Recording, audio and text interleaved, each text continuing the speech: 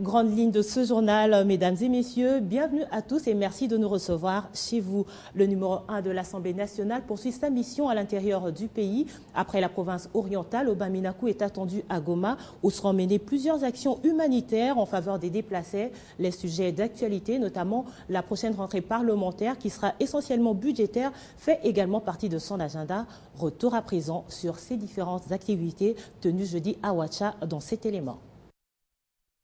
Accompagné par les députés nationaux de la province orientale, le président de l'Assemblée nationale, Obaminakou, a séjourné dans les territoires de Ouatia où il a visité les installations de l'entreprise de Kibali Gold Mining. Mais bien avant cela, le président de l'Assemblée nationale, Obaminakou, a fait une interview devant la presse locale. Répondant aux questions, Obaminakou a confirmé la tenue de la session parlementaire du mois de septembre qui aura comme priorité l'examen et adoption de la loi des finances pour l'exercice budgétaire de l'année 2013. La révision de la loi électorale, la révision de quelques articles de la loi portant statut de magistrat. L'Assemblée nationale devra donc s'est penchée prioritairement sur l'examen et l'adoption de ces lois bien avant la tenue du 14e sommet de la francophonie en RDC. Après la province orientale, le président de l'Assemblée nationale, Obaminakou, va se rendre à Goma ce vendredi à la tête d'une délégation de plusieurs députés pour des actions humanitaires en faveur de la population déplacée suite à l'agression du Rwanda par l'entremise de M23. Depuis Kisangani, chef-lieu de la province orientale, Christa Chibassou pour Télé 50. Après un séjour de quelques jours en RDC où le vice-premier ministre et ministre belge des Affaires étrangères a rencontré les différentes autorités politiques congolaises afin de discuter sur la crise dans l'est du pays, Didier Reynders est attendu ce vendredi à Kigali au Rwanda où il va achever sa tournée. Le chef de diplomatie belge préconise un dialogue entre Kinshasa et Kigali à l'image d'une intégration régionale qui a permis la pacification de l'Europe après des siècles d'affrontements.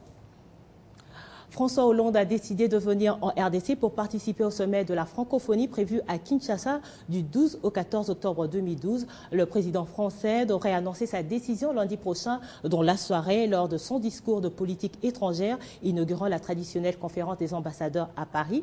Déjà, des services de sécurité de l'Élysée préparent à arriver dans la capitale congolaise dans les tout prochains jours pour organiser la venue du chef de l'État français.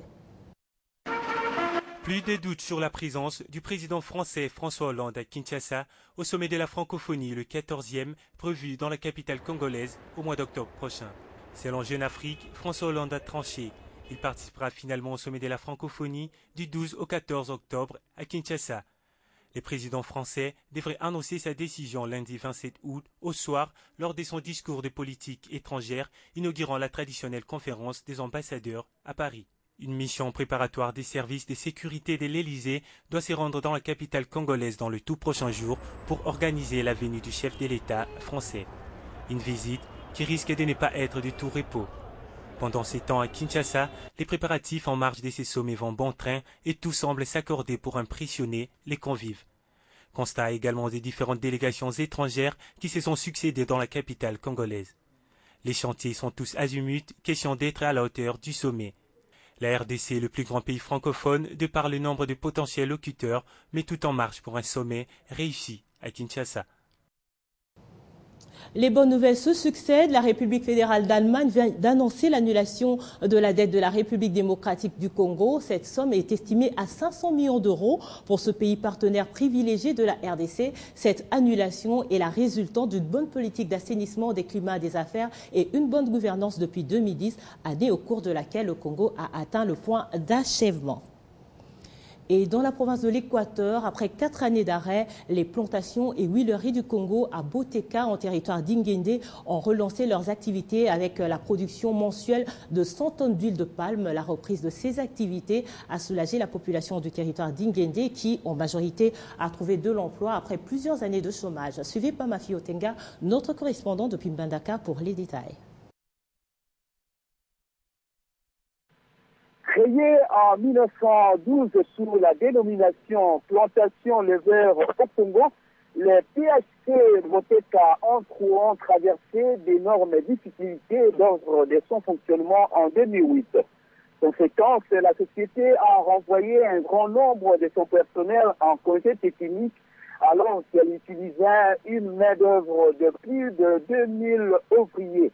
Grâce à ces 5500 hectares de palmarès, le PH Boteka produisait au moins 400 tonnes d'huile par mois avant la date précitée.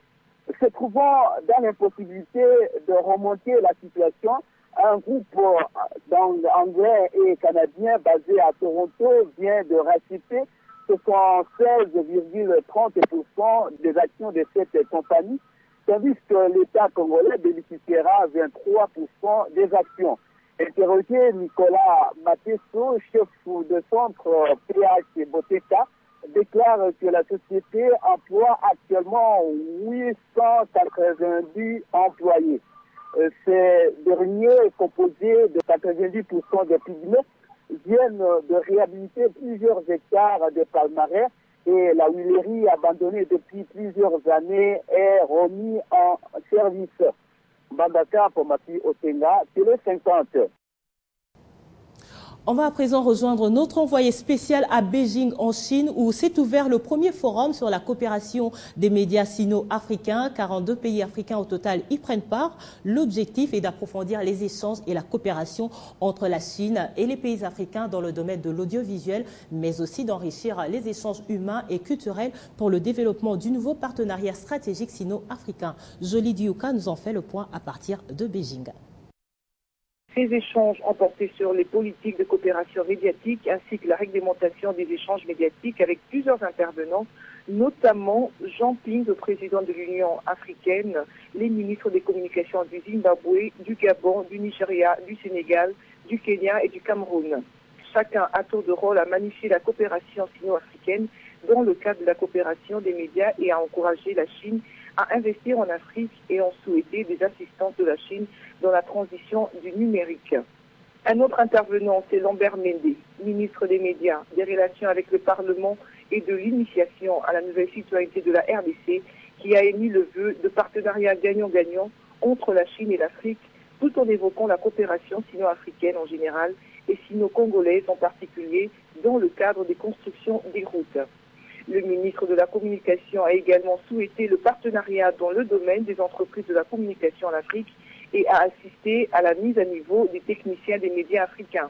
La deuxième partie était essentiellement axée sur l'échange et coopération médiatique entre la Chine et l'Afrique. Ainsi, le vice-président de CCTV, cette chaîne qui réalise 210 programmes en Afrique et à l'avenir, comptera assister l'Afrique dans les échanges gratuits. Enfin, la troisième partie et dernier échange s'est penché sur la numérisation de la radiodiffusion et de la télévision chinoise et africaine, tout en soulignant que celui-ci est une tendance inévitable pour le développement de la radio-télévision. Ce forum constitue une plateforme importante pour mettre en lumière les effets bénéfiques de la coopération qui se poursuivent entre la Chine et l'Afrique. C'est-il encore de signaler que la santé est et demeure florissante entre l'Afrique et la Chine. Beijing, Jolie Dioka, TV 50. Merci Jolie Dioka pour ce compte-rendu. Et dans le reste de l'actualité, sur le continent africain, Saif al-Islam Kadhafi sera jugé en Libye et non par la Cour pénale internationale à La Haye. Déjà, un comité du bureau du procureur général a achevé son enquête sur les crimes commis par ce fils de Muammar Kadhafi depuis le début de la révolution jusqu'à son arrestation. Reste plus qu'à fixer une date pour le procès dont l'ouverture est prévue pour le mois de septembre. Saif al-Islam Kadhafi fait également l'objet d'un mandat d'arrêt émis par la Cour pénale internationale pendant la révolte qui a provoqué la chute puis la mort de son père en 2011. On va se séparer comme d'habitude avec les sports. Sachez que le comité olympique congolais a fait jeudi la restitution de la participation de la RDC au 30e Olympiade de Londres 2012. C'était à son siège de Limété, 7e rue. Au terme de cette évaluation, le corps reconnaît que la participation congolaise n'a pas été rose, faute des moyens conséquents. Au cours de cette restitution, les membres de cette instance sont aussi revenus sur les mesures disciplinaires qui planeraient sur les athlètes congolais après les Jeux olympiques. Suivez. 12 jours après la piètre figure des athlètes congolais aux Jeux Olympiques Londres 2012, une compétition qui a vu ces derniers s'illustrer par des contre-performances, le comité olympique congolais, par les biais de son président Amos Mbayo Kitenge, s'est dit fier, et ce, malgré qu'aucune médaille n'a été ramenée au pays. Je pense que la délégation congolaise a participé. L'essentiel pour nous d'abord, c'était de participer aux Jeux. Je crois que c'était une fierté. Nous étions en Europe, nous avons suivi des gens qui nous ont appelés par-ci par-là parce que les drapeaux congolais a flotté lors des défilés. Donc je crois que c'est déjà une fierté nationale. On n'a pas été à Londres pour chercher des résultats, mais c'était d'abord pour la fierté nationale. L'échec cuisant de la République démocratique du Congo à ces Jeux tire aussi ses origines, à en croire Lecoq, au cas d'indiscipline caractérisée par certains athlètes. Et Lecoq tient à les sanctionner. Les cas d'indiscipline seront sanctionnés. Je le reconfirme ici. Des sanctions, oui, mais il faudra que le comité olympique congolais brandisse des preuves palpables, estime les porte-étendards de la RDC au JO. Je ne refuse pas, on peut suspendre un athlète s'il est indiscipliné. Mais qu'il y ait de preuves, qu'on nous montre, qu'on prouve à la population que Mandé est indiscipliné puisqu'il a fait ceci, là c'est d'accord. Déjà, une commission ad hoc vient d'être mise sur pied afin d'attendre chacun des athlètes avant toute sanction. Sachez également que le FC Barcelone a signé sa première victoire de la saison sur son éternel rival, le Real Madrid. Les Catalans se sont imposés sur le score de 3-2 hier jeudi en finale aller de la